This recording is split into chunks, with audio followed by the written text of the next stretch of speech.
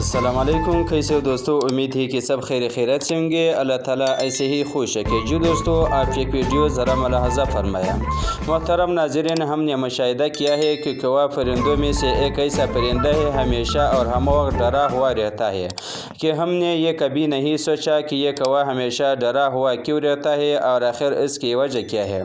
दोस्तों, इस वीडियो में आपको कौवे के हमेशा डरे हुए रहने की वजह बताऊँगा कि आखिर उसके साथ ऐसा क्यों है कि यह डर की कैफियत कौवे के साथ ही आखिर क्यों है।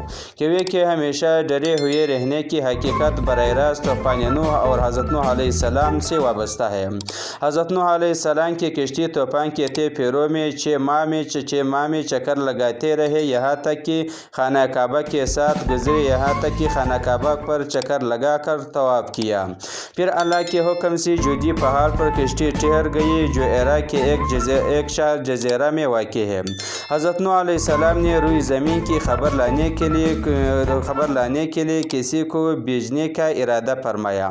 तो सबसे पहले मुर्गी ने अपने इरादा को पेश किया कि मैं रुई ज़मीन की खबर लाओ। हज़रत नूह अलैहिस्सलाम ने मुर्गी को पकड़कर उसके बाजू पर मोहर लगाकर कहा कि तू कभी भी लंबी न उड़ सकेगा, मेरी उम्र तुझसे फ़ायदा उठाएगा। उसके बाद हज़रत नूह अलैहिस्सलाम ने रुई ज़मीन की खबर लाने के लिए कौवे को भेजा। कौवा ने एक मुर्दार को देखकर उस पर गिर पड़ा और वापस नहीं आया।